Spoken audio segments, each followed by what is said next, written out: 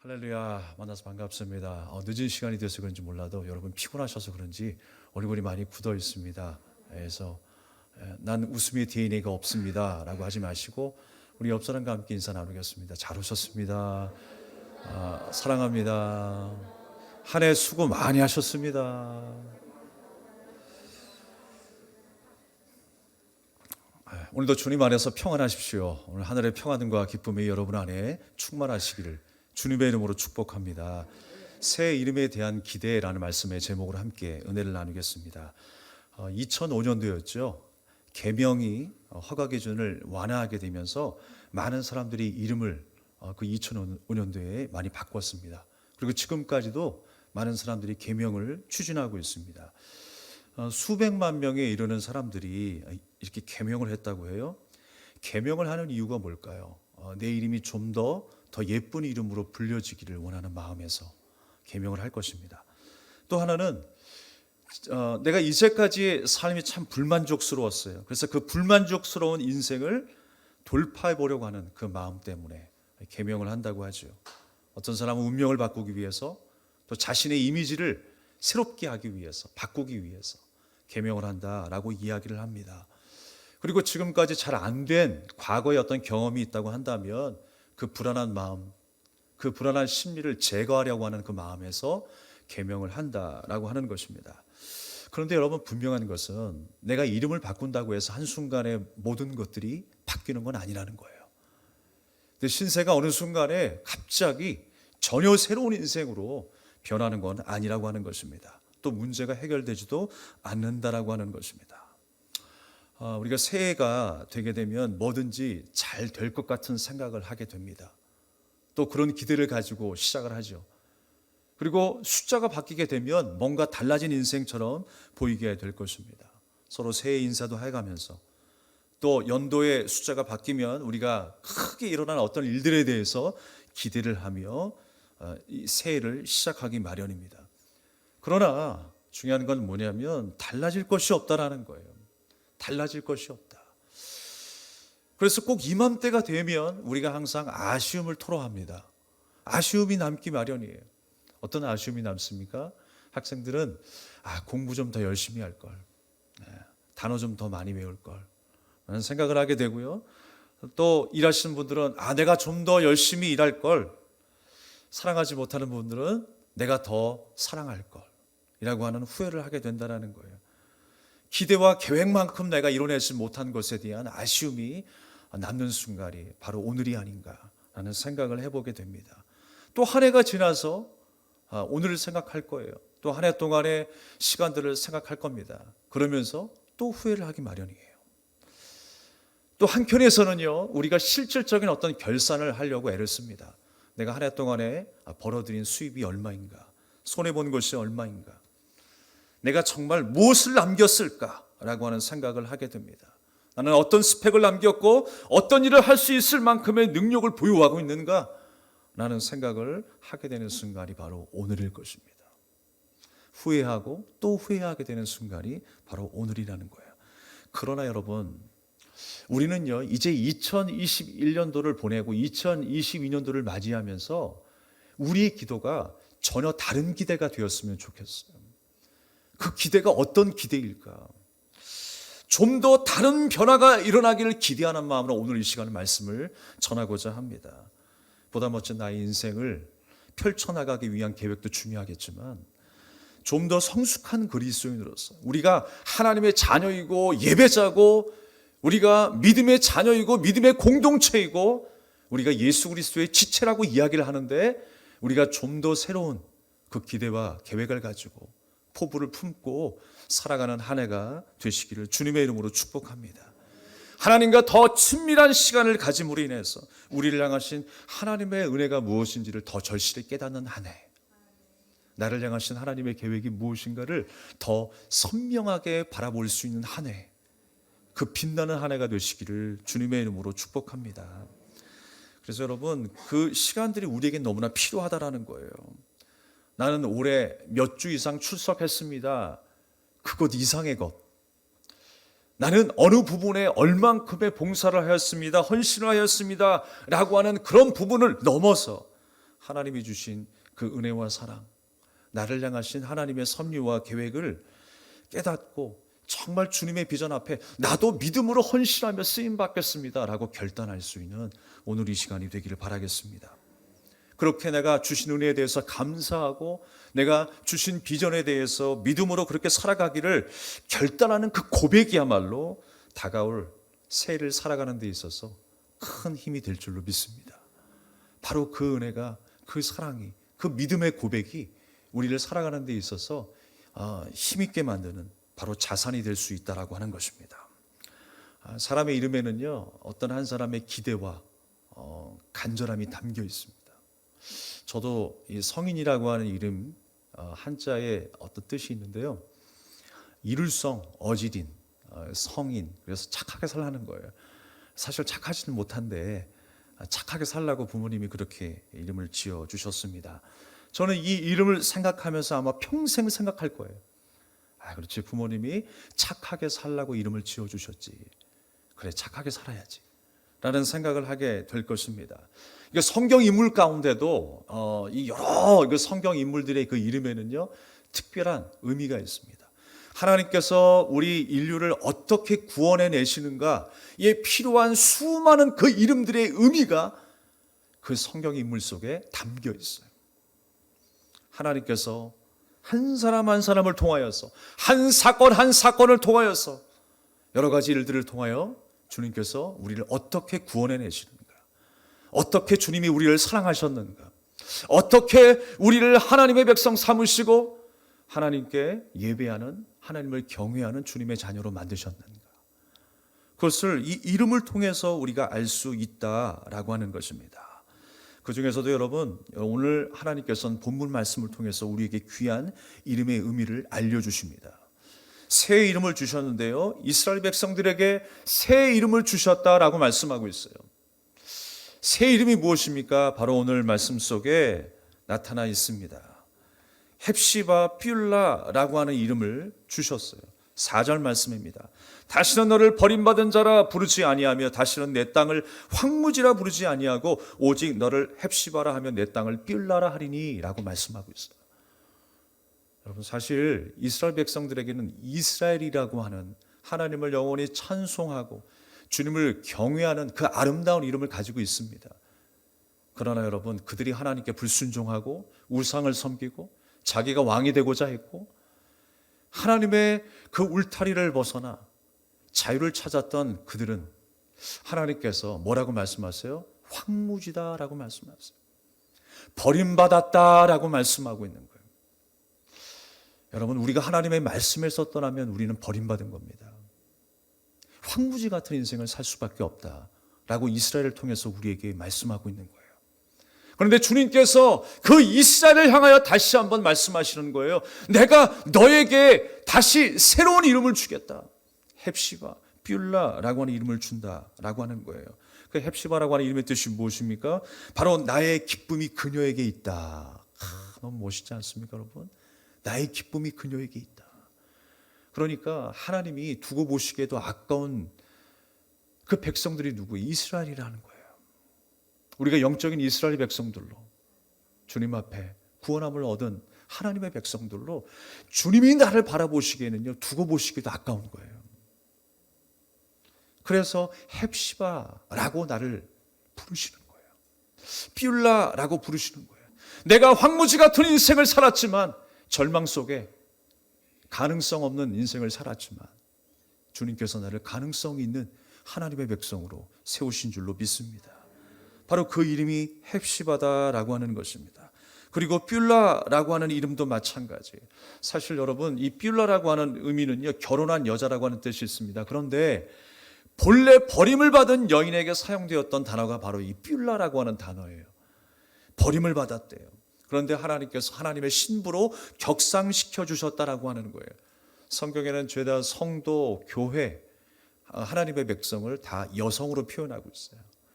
그래서 하나님의 거룩한 신부로 격상시켜 주셨다라는 거예요.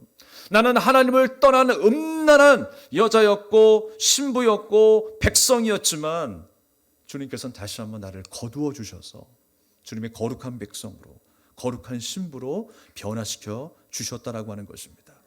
그 관계의 개선의 출발점에 나를 세우시고 또한 약속의 선언을 해주시는 장면이 오늘 본문의 말씀이라고 하는 것입니다. 저는 이 말씀을 통해서 또 기억이 나는 것은 탕자 이야기를 하지 않을 수가 없습니다. 탕자가 여러분 자신에게 돌아올 그 상속 재산을 미리 받아서 아버지를 떠나서 세상으로 향하죠. 그런데 그 물질로 인한 자유함은 잠시 잠깐이었어요. 그것으로 내가 행복할 것이다 라고 하는 그 시간들은 너무나 짧았습니다. 모든 것을 다 호랑방탕하며 낭비하는 인생을 살 수밖에 없었어요. 그러는 가운데 다시금 아버지께로 돌아갑니다. 그때 아버지께서는 그 아들을 맞아주시죠. 그 아들이 욕망을 가지고 자유롭게 아버지의 간섭에서 벗어나 떠나기를 원했던 그 아들을 아버지는 맞아주시더란 말입니다. 다시금 받아주시더란 말입니다. 그러면서 아버지께서 하신 일이 뭐예요? 그를 위해서 잔치를 벌여주셨어요. 황소를 잡아서 그 동네 사람들을 다 모아서 큰 잔치를 성대하게 베풀어 주시는 거예요. 그리고 새 옷과 반지를 끼워서 다시금 상속자로 삼아 주신 것입니다. 또 신을 신겨서 노예가 아니라 내 자녀로 인정해 주시는 그 신을 신겨 주셔서 다시금 그의 신분이 회복되는 놀라운 역사가 일어났어요. 그것이 바로 아버지가 아들을 위해서 한 일입니다. 여러분, 하나님께서 나를 위해 하신 일이 바로 이와 같다라는 거예요. 믿음의 장자로서 우리가 하나님의 나라의 백성으로서 그 신분을 회복하게 하시고 주님이 기뻐하시는 자녀로서 그 신분을 회복하게 하신 줄로 믿습니다. 하나님은요, 부족한 나로 인해 기뻐하시는 분이십니다. 내가 잘 되기를 원하시고요, 내가 바르게 성장하기를 원하세요. 그래서 수많은 어려움 속에서도 그냥 그 어려움 속에 방치되게 만드시는 것이 아니라 우리를 잘 깎으시고 우리를 잘 다듬으셔서 사랑으로 인도하셔서 성숙한 그리스도인으로 만들어 가신다는 것입니다. 이스라엘 땅이 그렇게 황무지였지만 주님께서는 다시금 받으시고 그들을 황무지가 아닌 옥토로 만들어 주십니다. 헵시바, 뷸라, 하나님이 보시기에 기뻐하는 자로 다시금 회복시키셨다는 거예요. 나를 그렇게 하나님이 두고 보시기에도 아까운 그 아름답고 정말 복된 자녀로 주님께서 만들어 주신 줄로 믿습니다. 결혼한 상태로 되돌리시겠다라고 주님께서 말씀하시는 거예요. 여러분, 결혼한 상태가 어떤 상태입니까? 연합의 상태죠. 우리가 죄짓기 전에는요, 하나님과 아담과 하와가요, 연합된 상태였어요. 하나님과 연합된 상태였다는 것은 무엇입니까? 하나님께서 다스리시고 우리가 주님의 그 보호하심과 그 말씀의 통치 아래 살아가고 있다는 것을 말씀하고 있습니다. 오늘 5절 말씀에도 보면 내 아들들이 너를 취하겠고 라고 하는 말씀이 나오는데요, 이 말씀에 대한 해석이 분분합니다. 그냥 어렵게 생각할 필요 없어요. 어떻게 네 아들들이 너를 취하겠다, 이 말 그대로 우리가 해석하면 해석이 안 됩니다. 이건 내 자녀들이 내게 거하겠고 라고 하는 말씀이에요. 함께 연합한다라고 하는 의미인 것입니다. 하나님께서 다시금 하나님을 떠나서 불순종하면서 하나님과 갈리었던, 하나님과 단절되었던 그 이스라엘 백성들을 다시금 하나님의 품에 품어주시겠다라고 하는 말씀입니다. 연합의 상태로 되돌리겠다라고 하시는 말씀이에요. 이제 이스라엘은 하나님의 관심사가 되었어요. 사랑의 이유가 되었어요. 여러분, 한 사람 한 사람을 하나님께서 사랑의 이유로 바라보십니다. 하나님의 온통 관심사가 어디에 있느냐? 바로 여러분에게 있어요. 오늘 여러분 이 자리에 잘 오셨습니다. 오늘 여러분을 향한 이 메시지가 가슴속 깊이 새겨질 수 있길 바랍니다. 하나님이 나를 그렇게 사랑하셨구나. 그래서 돌고 돌아 이 자리에 다시금 나를 인도하셨구나. 주님께서 내게 새 이름을 주셨구나. 주님께서 기뻐하시는 자로, 거룩한 자로, 황무지 같은 내 인생이 옥토 같은 인생으로 주님께서 회복시켜 주셨구나. 그 새 이름을 가지고 2022년 한 해를 멋지게 살아내는 저와 여러분 되기를 주님의 이름으로 축원합니다. 이제 하나님께서는요, 모든 관심이 이스라엘에게 있는 거예요. 그러면서 6절 말씀에 예루살렘 성벽 위에 파수꾼을 세운다고 약속하신 것입니다. 파수꾼을 세운다는 건 뭐예요? 눈동자같이 지켜 보호하시겠다는 겁니다. 어떤 악한 마귀의 침략에도 절대로 너희를 상하게 하지 않도록 내가 보호할 것이다 라고 약속해 주시는 거예요. 내가 이탈할지라도 나를 은혜의 자리에 다시 세우시는 분, 바로 그분이 하나님이십니다. 내가 좀 못났어도, 내가 연약하여도, 내가 하나님을 떠나는 그 순간에도 다시 한번 변하지 않는 사랑으로 나를 인도하시고 부르시는 그 하나님, 나를 부르시니가 하나님, 나를 지으시니가 하나님, 나를 새롭게 세우시고 보내시니도 하나님이신 줄 믿습니다. 그렇게 또 한 번의 사랑이 시작된 거예요. 여러분, 사랑이 시작되면요, 모든 것이 다 의미가 있어지죠. 저도 사랑하기 전에는 몰랐어요. 근데 사랑하고 나니까 모든 것이 다 의미가 있어지더라고요.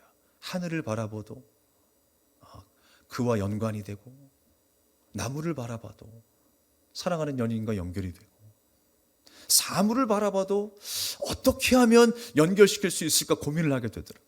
모든 게 다 의미가 있어지기 때문에 그래요. 100이라고 하는 숫자가 특별하게 다가오는 것 아니겠습니까? 이 100일의 의미를 특별하게 우리가 생각하잖아요.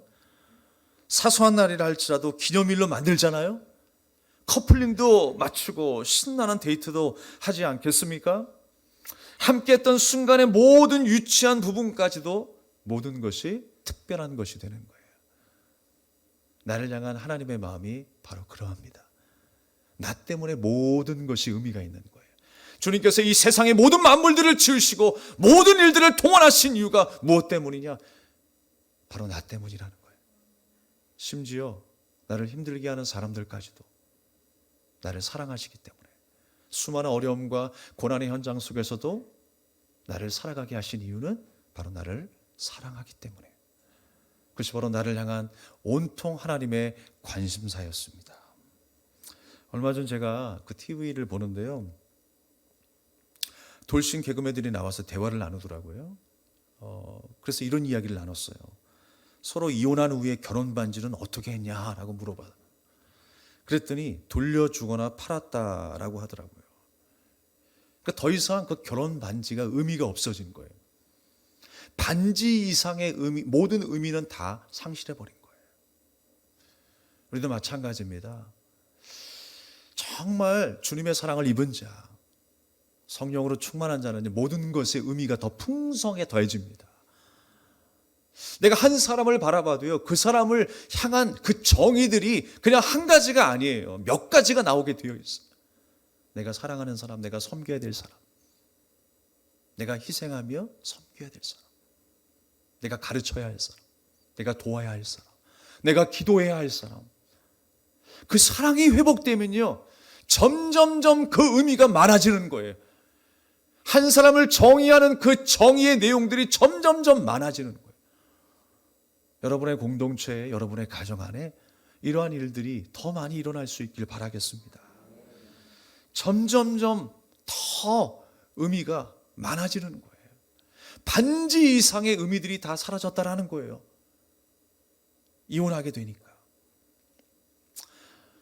사랑하는 여러분, 하나님과 내가 단절되었을 때는요, 모든 것이 의미가 없었어요. 그런데 하나님과 내가 연합되었을 때의 모든 것은 다 의미 있게 살아나게 됩니다. 하나님이 우리에게 축복하신 일들도 내게 의미가 있어요. 그런데 내가 당하는 고난도 이제 의미 있기 시작한 거예요. 왜냐? 내가 주님과 연합되었기 때문에.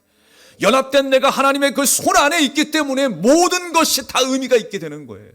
나를 괴롭히는 사람도, 내가 만나는 그 어떤 사람도, 내가 만나는 어떤 일들도 다 의미로 내게 다가오는 것입니다. 왜냐? 주님 안에 있기 때문에. 우리는 주님과 더 이상 단절되지 않습니다.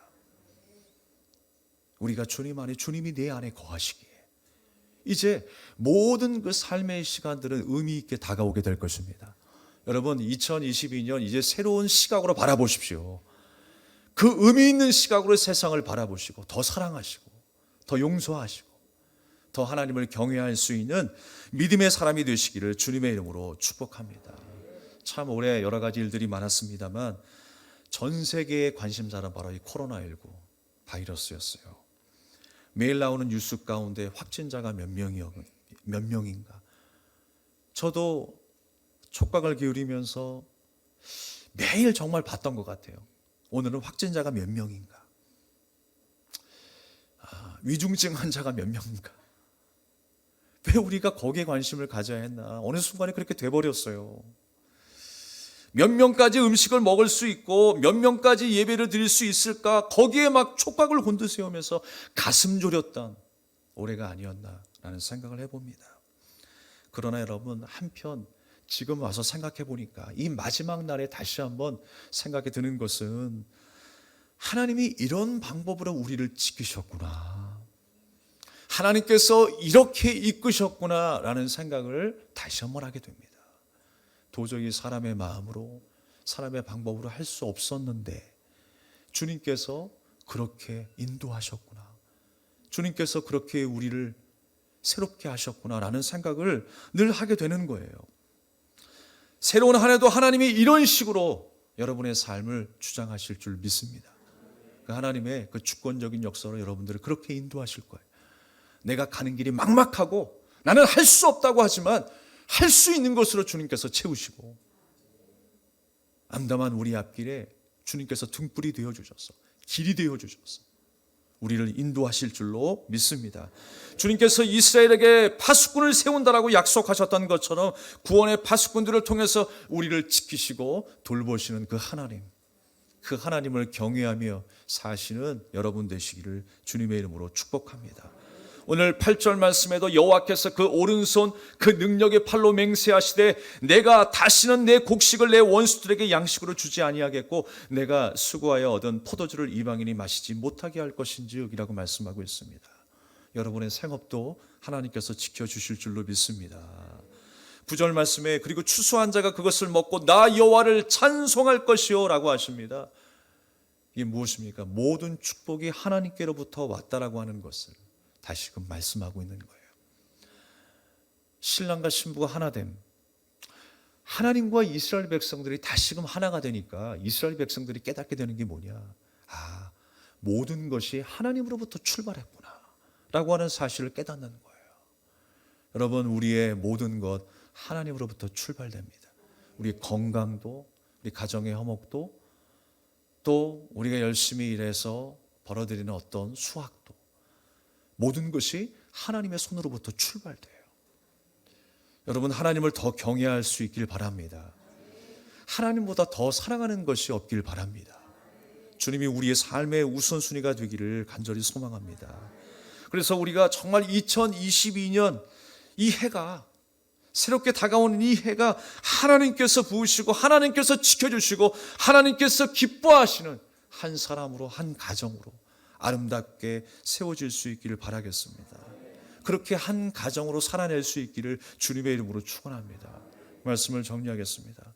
여러분, 한 해 동안 열심히 잘 살아오셨어요. 그리고 잘 인내하셨습니다. 매년 이런 시간들을 우리가 반복할 때마다 생각하는 건 뭐냐면, 여러분 자신을 위해서 한 일이 별로 없다라고 생각할 거예요.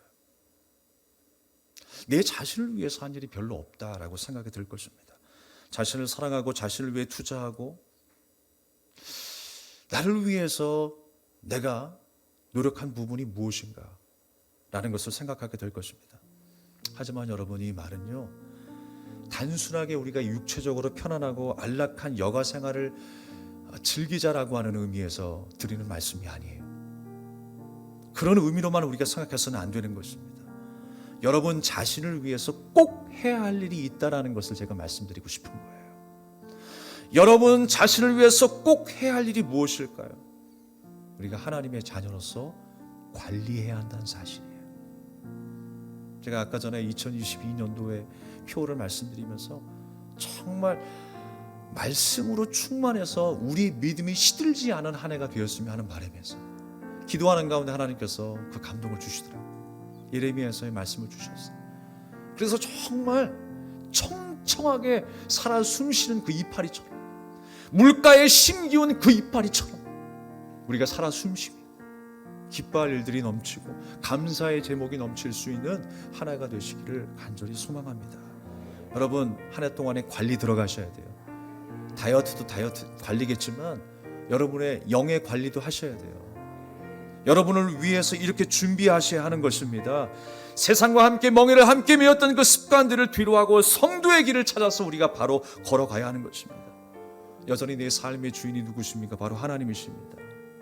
우상이 아니에요. 내 자신이 아니에요. 여러분의 비전이 하늘이 아니었다면, 땅이 있었다면 여러분 그건 우상 숭배하는 겁니다. 빨리 관리 들어가셔야 돼요. 하늘을 소망하며 살아가는 한 해, 하나님을 경외하는 한 해, 하나님의 말씀에 순종하며 아름다운 열매의 결실을 맛보는 그 한 해, 그 한 해가 되시기를 주님의 이름으로 축복합니다. 우리 한 해 동안에 주님과 동행하자라고 하는 그 의미에서 우리 이 찬양을 함께 드리며 우리 기도하겠습니다. 내가 걸어온 길, 길고도 짧은 길, 내 힘으로 걸어온 줄 알았는데 여기까지 온 것도 주가 동행함이라. 주님 나와 동행하심이라. 때론 험한 길에서 폭풍우를 만나고, 때론 가시밭길에서 고난을 당하나 주님 동행하시니 나는 두려움 없네. 주님 나와 동행하심이라. 할렐루야, 주 동행하시네. 할렐루야, 주 동행하시네. 험한 골짜기도 나 두려움 없네. 주님 나와 동행하심이라. 다시 한번 내가 걸어온 길, 내가 걸어온 길, 길고도 짧은 길, 내 힘으로 걸어온 줄 알았는데 여기까지 온 것도 주가 동행함이라. 주님 나와 동행하심이라. 때론 험한 길에서 폭풍우를 만나고, 때론 가시밭길에서 고난을 당하나 주님 동행하시니 나는 두려움 없네. 주님 나와 동행하심이라. 할렐루야, 주 동행하시네. 할렐루야, 주 동행하시네. 험한 골짜기도 나 두려움 없네. 주님 나와 동행하심이라. 할렐루야, 할렐루야, 주 동행하시네. 할렐루야, 주 동행하시네. 그 나라 갈 때까지 나를 붙드시네. 주님 나와 동행하심이라. 다시 한번 할렐루야, 할렐루야, 주 동행하시네. 할렐루야, 할렐루야, 주 동행하시네. 그 나라 갈 때까지, 그 나라 갈 나를 붙드시네. 주님 나와 동행하시. 우리 마지막 다시 한번 할렐루야 할렐루야. 주 동행하시네. 할렐루야.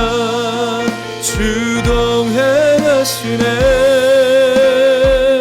그 나라 갈 때까지 나를 붙드시네. 주님 나와 동행하시니라. 우리 합심하여 주신 말씀을 기억하면서 우리 합심하여 한번 기도하겠습니다. 주님이 나와 동행하십니다. 주님이 나와 함께 하시고 주님이 나의 고통을 함께 지고 가십니다. 여러분, 주님의 말씀에 순종하며 주님과 동행하는 귀한 한 해가 되기를 원합니다. 오늘 믿음으로 결단하기를 원합니다. 주님의 말씀에서 떠나지 않게 하여 주시옵소서. 주님의 품에서 떠나지 않게 하여 주시옵소서. 날마다 하나님을 경외하고 하나님이 내 삶의 우선순위가 되며 내 삶의 전부가 되시는 하나님을 찬양하는 복된 한 해가 되게 해달라. 우리 간절한 마음으로 주여 한번 외치고 기도하겠습니다. 주여!